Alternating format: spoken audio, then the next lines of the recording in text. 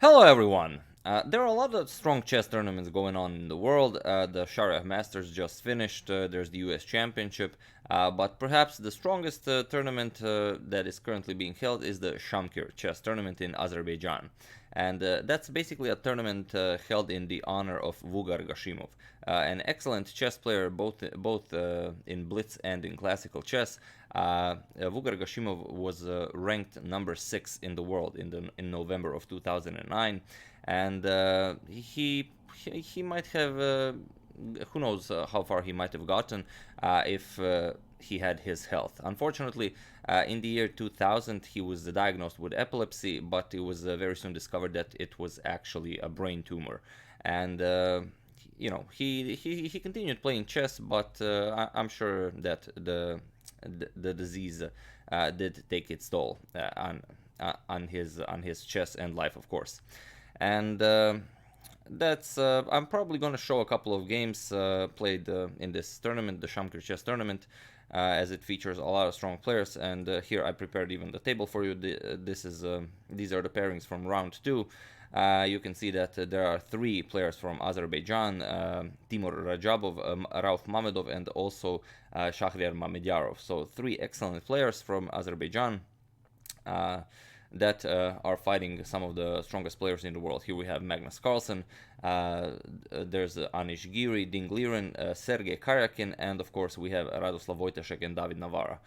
This is a print screen from round 2, and we see that Karyakin already drew his game against Ding Liren. They blitzed out all the moves, and it was a very quick draw. But yeah, that's basically what I wanted to say. And if you ask anyone in the world who ever played against Gashimov or even just met him, they will only have words of praise for him. I'll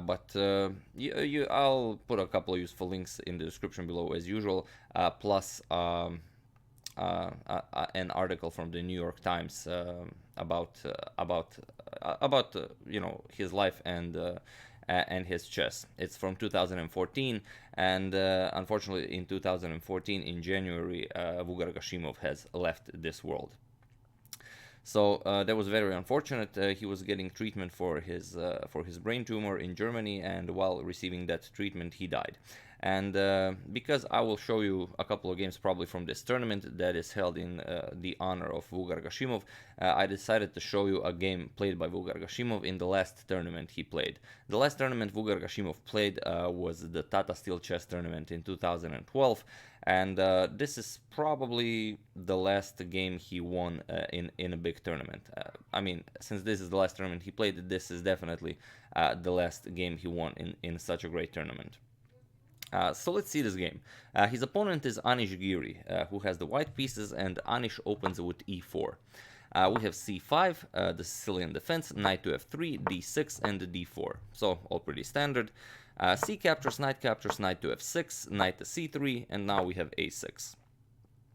Bishop to g5, we have knight b to d7, the Najdorf variation already, as you've seen the a6 move. Bishop to c4, we have queen to a5, attacking the bishop on g5, also pinning the knight on c3. Queen to d2 now. Now you can't capture on e4 anymore, since the knight is no longer pinned, and the queen is now protecting the bishop on g5. We have e6, Giri castles queenside, and now b5. And here Giri plays bishop to d5. Bishop to b3 seems like a reasonable move, but bishop to d5 obviously a prepared variation.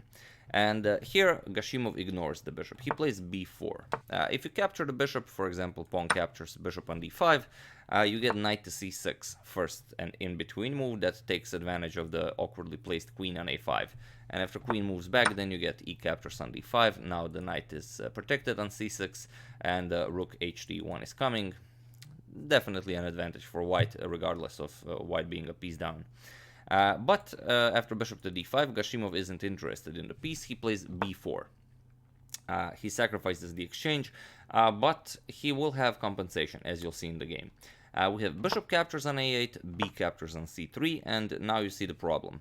You can't capture with the queen. If you capture with the queen, you lose this bishop on g5. This is with check. So after this b captures on c3, you have to play b captures on c3, and now you get queen captures on a2.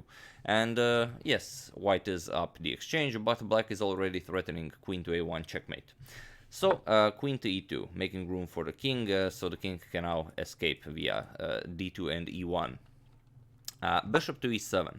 Bishop to e7 is played with the threat of knight capturing on e4, and then this will open up an attack from the bishop to the bishop on g5. King to d2, getting the king to a safer square, and now knight captures on e4 with check. Queen captures and bishop captures on g5. This is also with check. We have f4, and now Gashimov should definitely retreat with his bishop, but if he does so immediately, for example bishop to h6, then this would be met with knight to f5. This would come with an attack on the bishop on h6. Also now the pawn on d6 is under attack. The pawn is pinned, you can never capture the knight.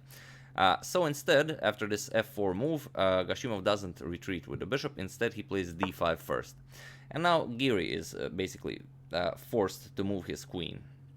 If he plays something like queen to e3, you get bishop to f6, now moving the bishop to a safer square, and now knight to f5 no longer makes sense, as there is nothing to attack on h6 and there is nothing to attack on d6. So here, white isn't worse, well, might be slightly worse, but you have a king on d2, you definitely don't want to play this. So after this d5 move, Giri decided to give back material, and he played rook to a1. We have queen captures on a1, rook captures on a1, and now d captures on e4. F captures on g5, and now h6. So at this moment Gashimov is up a pawn, but soon that will be rectified.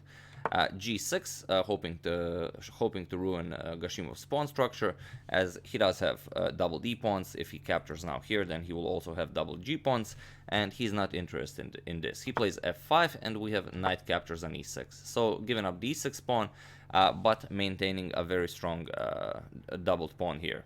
Not doubled, but two pawns that are protected, with the e pawn being a passed pawn. So king to e7, attacking the knight, knight to f4, and now rook to d8. Threatening some discoveries like knight to b6, winning a bishop on a8. So bishop on d8, bishop to d5, bishop moves, knight to b6, attacking the bishop, and now c4. And here Gashimov wins the pawn back. Now knight captures on c4. Now the bishop is pinned, so again Gashimov is up a pawn. King to c3, and now knight to e3, attacking the bishop on d5 twice, bishop to f7, and now comes rook to d6. We have rook to a5, bishop to d7, and now Giri plays rook to e5 check.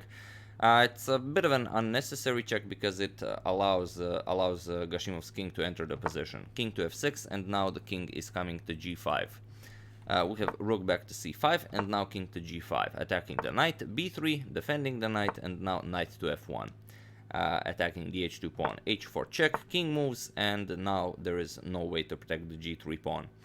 Rook to d5, rook captures, knight captures, and now king captures on g3. Gashimov is now up 2 pawns, and well, this is now more or less a question of technique. Knight to f6, going for the e pawn, e3 now, bishop to c4, bishop to b5. We have bishop, knight to h5 check, so even this can be allowed. King to f2, and now comes the knight captures on g7. So even Giri now has a passed pawn already on g6, but there is no time to take advantage of this. Bishop captures on c4, king captures on c4, and now e2. And it was in this position that Anish Giri resigned the game, because there is really nothing you can do here. White is too slow. If you capture, or it doesn't matter if you go anywhere else, black will simply grab a queen, and there is nothing you can do here. Black will simply give a check, and he will be in time to stop anything. And there are no tricks with the white knight, so yeah, after this e2 move, Anish Giri resigned the game. So yeah, this was the last tournament Vugar Gashimov played. It was the Tata Steel Chess Tournament 2012, and here I even have a photo of Vugar Gashimov. So let me just check. Oh yeah, here it is.